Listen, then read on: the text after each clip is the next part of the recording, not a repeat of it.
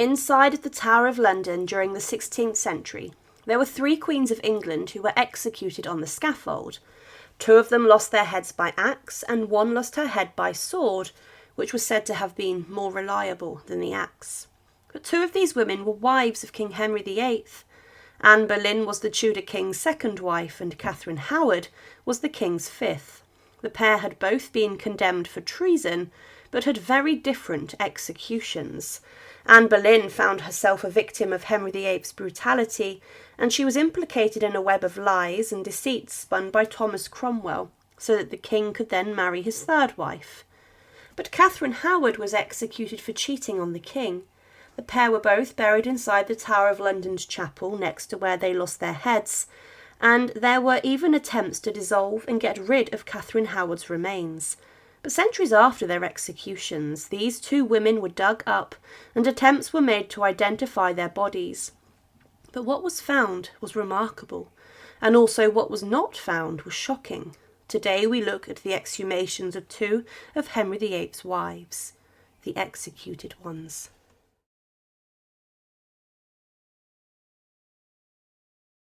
The most notorious and brutal king ever to rule over England was King Henry VIII, who is best known for the fact he had 6 wives. But his most influential wife was Anne Boleyn, and many historians have claimed that she was the most significant consort that has ever existed in English history. Her marriage to Henry VIII caused a huge amount of religious changes across England, and many people could not support Anne, as she was seen as a homewrecker at the expense of the king's first wife, Catherine of Aragon. Because of Anne and the changes to religion and government, there were many normally peaceful people, such as monks, who were subjected to harrowing executions, being hanged, drawn and quartered, and some of the most powerful courtiers, such as Sir Thomas More, would lose their heads on Tower Hill. Anne Boleyn, though, despite being queen, would spectacularly fall from power and grace, and the king's adviser Thomas Cromwell planned her downfall. And this resulted in Anne being accused of incest, adultery and treason, and she would lose her head inside the walls of the Tower of London. Anne is still buried inside of the chapel of St. Peter ad Vincula at the Tower, but her coffin was broken into during the reign of Queen Victoria, and it was opened. And what those men found was earth-shattering and incredible. On the 19th of May 1536, Anne Boleyn was asked from her apartments inside the Tower of London to come with the lieutenant of the Tower for her execution. There had been a scaffold made on the north side of the White Tower, and this would become the execution platform, where a Queen of England would lose her head. It was groundbreaking and crazy. The thought of the wife of a king being executed for a number of false charges. But this was Henry VIII's way of ridding himself of Anne, a woman who attracted a huge amount of controversy. She walked up to the scaffold gracefully, and when she got there she made a short speech to the witnesses that were gathered. She said, "Good Christian people, I am come hither to die, for according to the law and by the law I am judged to die, and therefore I will speak nothing against it. I am come hither to accuse no man, nor to speak anything of that, whereof I am accused and condemned to die. But I pray God save the king, and send him long to reign over you. For a gentler, nor a more merciful prince was there never, and to me he was ever a good, a gentle, a sovereign lord. And if any person will meddle of my cause, I require them to judge the best. And thus I take my leave of the world, and of you all, and I heartily desire you all to pray for me. O Lord, have mercy on me. To God I commend my soul." The executioner was a French swordsman, known as the Sword of Calais, and Anne had heard his stellar reputation herself. The swordsman readied himself, and Anne knelt on the scaffold. She did not lay her head on the block. The French swordsman took off his shoes whilst his assistant distracted the queen, and with one clean swing of his sharp weapon, the head of Anne Boleyn was taken clean off. Following the executioner collected Anne's gown and walked off with this, along with his weapon, and he then began his journey back to France. Whilst this was happening, the ladies-in-waiting that had been appointed to Anne Boleyn while she was in the Tower gathered up her body and her head in an oak chest which had previously been used to house bow-staves. They then carried the remains of Anne into the chapel and the small church next to the scaffold, and Anne was buried in a hastily dug grave with very little pomp or ceremony. However, during the reign of Queen Victoria, a historian in 1848 visited the chapel of St. Peter ad Vincula, and he said of this that, "I cannot refrain from expressing my disgust at the barbarous stupidity which has transformed this interesting little church into the likeness of a meeting house in a manufacturing town. In truth, there is no sadder spot on earth than this little cemetery." Over the centuries, the chapel had fallen into a bad way, and the Constable of the Tower, who took the job in 1876, agreed that it was time that important work was to be done to restore the place where a number of Queens of England were buried, and also where some of the most influential Tudor figures were also interred. During this work, Queen Victoria stated that she wanted the chapel to be a place which was fit enough to house the remains of queens. The chapel also contained the remains of Henry VIII's fifth wife, Katherine Howard, and when renovation work began on the floor, thousands of bodies were found under it, and it was said that, on removing the stones of the pavement, it was found, as reference to the burial register too abundantly proved, that the resting places of those who had been buried within the walls of the chapel during the troublous times of the 16th and 17th century had been repeatedly, and it was feared almost universally, desecrated. As the Tower of London was not really used as a royal residence or a home for the monarchy anymore, the chapel was not looked after, and it was just seen as a normal parish church where locals would come for services each week. Also, a number of local parishioners were buried in the Tower alongside Anne Boleyn, and it was said that it is true that the bodies of those who had perished on the scaffold or died as prisoners within the walls of the Tower were buried, no doubt intentionally, in some great obscurity. But even if some memorial stone had recorded their burial place, it is doubtful whether that would have protected their remains, for in the instance of the three Scotch lords, Lovat, Balmoral and Kilmarnock, although their grave was specifically marked by a stone, which is still preserved, it was found that their bones had been much disturbed, so much so indeed as to be beyond all possible means of identification. It is even feared that in some instances coffins had been designedly broken up and their contents scattered in order to make room for some fresh occupants of the ground. But when the work on the chapel's uneven floor began, the builders would make some remarkable discoveries, including the remains of those men and women who were executed inside of the Tower. They then came across the remains of Anne Boleyn. The archaeologists exhumed the remains of Anne, and they noticed a number of things. First, that this woman's body had been beheaded by a sharp instrument, and also that the oak coffin or chest she had been buried in had rotted over the centuries after she was buried. The Professor of Medicine for Queen Victoria, Dr. Frederick Mowat, was then summoned to the Tower to identify and handle these remains. The body was found at a depth of 2 feet, and the remains were described as belonging to a female of between 25 and 30 years of age, of a delicate frame of body, and who had been of slender and perfect proportions. The forehead and lower jaw were small and especially well formed. The vertebrae were particularly small, especially one joint, the atlas, which was that next to the skull, bearing witness to the Queen's little neck. He then stated, "The bones found are certainly those of a female in the prime of her life, all perfectly consolidated and symmetrical, and belonging to the same person. The bones of the head indicate a well-formed round skull with an intellectual forehead, straight orbital ridge, large eyes, oval face, and a rather square, full chin. The remains of the vertebrae and the bones of the lower limbs indicate a well-formed woman of middle height, with a short and slender neck. The ribs show depth and roundness of chest. The hands and feet bones indicate delicate and well-shaped hands and feet, with tapering fingers and a narrow foot."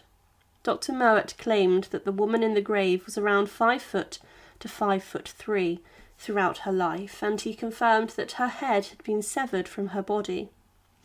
This narrowed down the possibility of those who were executed in the Tower to that of Margaret Pole, Katherine Howard, Lady Jane Grey, Jane Boleyn.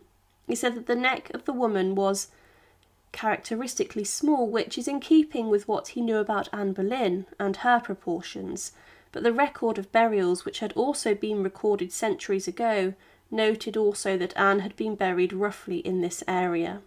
Her body was then taken away, and it was held inside of the Queen's house inside the Tower, being stored in a new coffin, a lead box and a container. All of her bones and remains were placed in this, and for 5 months they were inside of the Queen's house, until the day came to then bury her inside of a new grave and a burial site back inside of the chapel. On the 13th of April, at around midday, there were 7 men, including the chaplain of the chapel, gathered to witness the reburial of Anne Boleyn. The bodies, along with Anne's, had been identified, and these were also buried in new locations beneath the altar. The men watched as the boxes were buried around 4 inches below the surface, and as careful note was taken as to who was buried where. On top, where Anne was interred today, is a marble decorative tile that marks where she's laid to rest, and she's buried between her brother George and also Edward Seymour, the Lord Protector of King Edward VI. The men that discovered the bones of Anne Boleyn had uncovered a 300-year mystery as to where the most controversial wife of King Henry VIII had been buried. The doctor of Queen Victoria was certain that this was Anne, and still today she's buried in the same location. Her coffin had disintegrated and rotted over time, and she was not allowed a proper coffin, one which would have been lead-lined, as she was a queen, but her remains were instead unceremoniously stuffed inside of a repackaged oak box. This was a disgrace for such an important queen, who today is considered a victim of her husband, King Henry VIII.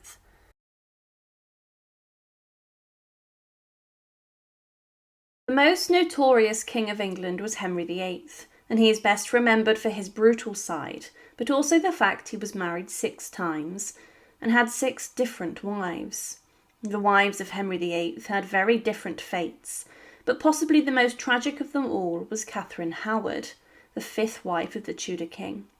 It is believed that when Henry VIII married Catherine, he was 49 years old, but Catherine was between just 15 to 21 years of age, and the huge age gap would signal the doomed short-lived marriage which led to the execution of Henry's wife. On the 13th of February 1542, Katherine Howard made her way to the executioner's scaffold inside of the walls of the Tower of London. It took the executioner 1 strike of the axe to take Catherine's head clean off. However, what happened after this was her burial was shocking and barbaric, and was not fit for a woman who was married to the king. But what is the story of opening the coffin of Henry VIII's 5th wife? Katherine Howard and King Henry VIII married on the 28th of July 1540, and she was a carefree young woman who probably did not realise what she was getting herself into. Her early life had been considered to have been marked with rumours of scandal. However, during the marriage to the king, Catherine grew closer to the king's favourite courtier, Thomas Culpeper, and it was said that Culpeper had succeeded in the affections of the queen at the expense of the king. Some historians have considered that Culpeper may have wanted to marry Katherine Howard before Henry got involved, but the pair, by the spring of 1541, were now meeting in secret, and during these meetings it's believed that things were physical between the two. These meetings were overseen by Jane Boleyn, one of the ladies-in-waiting for Catherine, and rumours emerged at court about this, and things were not kept a secret. The questions about Catherine's earlier behaviour with men also continued with regards to what happened while she was in the care of Agnes Tilney, the Duchess of Norfolk. It's believed she had intimate relations with others before she became the king's wife, and this would have therefore invalidated their marriage. Thomas Cranmer, the Archbishop of Canterbury, was dispatched to investigate, and he then brought the allegations to the mind of the king, and the evidence against Catherine was compelling. A love letter was even produced which had been written by her to Culpeper. On the 23rd of November 1531, Katherine Howard was stripped of the title of Queen, and she was then imprisoned before being condemned to death. Thomas Culpeper was executed by beheading alongside another man, Francis Derham, who it was believed had a pre-contract of marriage with Katherine Howard, and he was hanged, drawn and quartered. Both of these had their heads taken off, and they were placed high on spikes above London Bridge before Catherine was then taken to the Tower of London for her final days, and Catherine screamed as she passed by the heads of her former lovers. On the evening of the 12th of February 1542, whilst she was housed inside of the Tower of London, Catherine was told she would be executed the next morning, and she was told to prepare for her execution.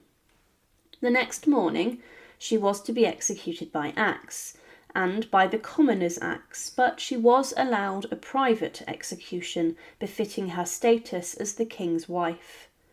She was said to have had the block brought to her chambers so she could practice late into the night as how to lay her head upon it, so the executioner could perform her death quickly and swiftly without any need for more than one swing. On the morning of the 13th of February 1542, Catherine emerged from her chambers in front of a number of councillors, ambassadors and lords who had been gathered to witness the proceedings, and it was said that she was helped to the scaffold as she was so weak.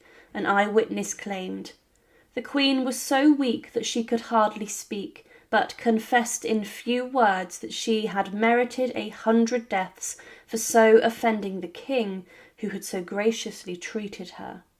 Another witness said how the Queen had made the most godly and Christian end, and asked all Christian people to take regard under her worthy and just punishment with death, for her offences against God, and heinously from her youth upward in breaking all of his commandments, and also against the King's royal majesty very dangerously. While she was on the scaffold, she apologised for her crimes and then knelt down at the executioner's block in the manner that she had practised in the night. The executioner then stood with his axe, and he swung the weapon down quickly, and in one swift strike Catherine's head was taken clean off. She was not given a swordsman for the job, and she died by the commoner's axe in the way someone could be if they were spared hanging, drawing and quartering for treason. After her death, a number of women, and it's believed ladies-in-waiting to Katherine Howard, or those who had come to care for her on the scaffold, they collected her body and her head and wrapped them in a black cloth. It's possible that they collected these inside of a wooden box, or that they may have just simply wrapped her remains in the cloth to be taken into the chapel of St. Peter ad Vincula, the Tower's chapel next to the scaffold. It was here where Anne Boleyn, Henry VIII's second wife, and many other high-ranking Tudor officials were buried, and those also lost their heads on Tower Hill were brought into the tower's walls to be interred inside of this chapel. But the burial of Katherine Howard was horrific. She was buried by her ladies, but it could have been John Gage, the constable of the Tower of London, who was in charge of the execution and subsequent burial of the prisoner in the Tower's chapel. Anne Boleyn, during her burial, was placed in an oak chest, but this is not known for Katherine Howard, and she may have just been dumped into a shallow grave, with little or no coffin. There were then claims made that those who were overseeing the burial then poured a large amount of quicklime onto the body of Katherine Howard in her grave, and the effects of this was to make her remains decay a lot quicker, so that Katherine Howard would literally be wiped off the face of the earth. Her remains would have dissolved quickly, and it was a sign of Henry VIII ridding himself of the disastrous fifth wife he had in the form of Katherine Howard. He was disregarding her, almost like trash. However, the women who attended on her would not have been the ones who did this, and they did not have quicklime on them, so this would have been organised by the Constable of the Tower of London, and it's considered that Henry VIII ordered this request himself to make it seem like Catherine had never once set foot upon the earth. Quicklime as a substance was used for centuries with burials, and was even placed in plague pits centuries before to quicken decay and to try and kill deadly diseases. But it led to Katherine Howard's remains being treated awfully, but this would not be the end of the story. 300 years later, during the reign of Queen Victoria, visitors to the Tower of London's chapel had remarked how it was not a place fit for the burial of queens and royals, as it had fallen into a state of disrepair. One visitor stated, "I cannot refrain from expressing my disgust at the barbarous stupidity which has transformed this interesting little church into the likeness of a meeting house in a manufacturing town. In truth, there is no sadder spot on earth than this little cemetery." But in 1875, a proposal was submitted to restore the chapel of St. Peter ad Vincula and to make it a place fit for a royal burial. However, during the works, the chapel's floor was removed and the remains of high-ranking Tudor figures, including Anne Boleyn and others who were executed, were discovered. Queen Victoria then sanctioned the removal of the victims of the Tower of London and also Tower Hill, and she said that the greatest care and reverence should be exercised in this removal, and that a careful record should be kept of every sign of possible identification which might come to light. The workers found Anne Boleyn's remains, and the Queen's doctor came in to look at her remains, and he stated to them that at this depth the bones of a female were found, not lying in the original order, but which had evidently, for some reason or other, been heaped together into a smaller space. All these bones were examined by Dr. Mowat, who had once pronounced those to be of a female of between 25 and 30 years of age, of a delicate frame of body, and who had been of slender and perfect proportions. The forehead and lower jaw were small, and especially well formed. However, the search was on to find the remains of Katherine Howard, Henry's fifth wife. It was known for certain that Catherine was buried inside of the chapel, and there were even some questions raised that the body of Anne Boleyn may have even been Catherine. But despite searching as hard as they could, no remains were found that could be tracked back to Katherine Howard. There were many questions as to what had happened to her body and remains, and some theories offer explanation. The first is that the quicklime over the centuries did its job quicker than it was believed, as Henry VIII intended, and Katherine Howard was literally wiped off the earth, with her body being dissolved in the substance. Another belief is that Catherine was so young at the time of her execution that her bones had not yet consolidated and gone hard, and that they decayed quicker than they would have done if she was older. There were 2 skeletons found in a south-east direction near to the wall of the chapel, and the investigators hoped that one of these may be Catherine. One of these was much smaller than the other. However, after analysing the bones, it was discovered that these remains belonged to Jane Boleyn, Lady Rochford, who was executed after Catherine on the same scaffold and was forced to kneel in her blood, and the other skeleton belonged to Margaret Pole, the Countess of Salisbury. These 2 women were both victims of the Tower of London and King Henry VIII. It would have made sense for Katherine Howard to be buried close to Jane Boleyn, as one pit could have been dug for them both, but the remains found were not Catherine's. The only possible remains that could have belonged to the 5th wife of Henry VIII were found close to Margaret Pole, and these were a collection of bones that had been heavily eroded and decayed using lime, which does fit the story.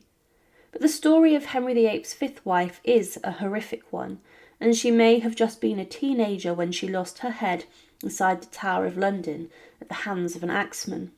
But today her bones and remains may still lie under the chapel's floor undiscovered. Thank you for watching, and to support, please subscribe to Her Remarkable History. Thank you.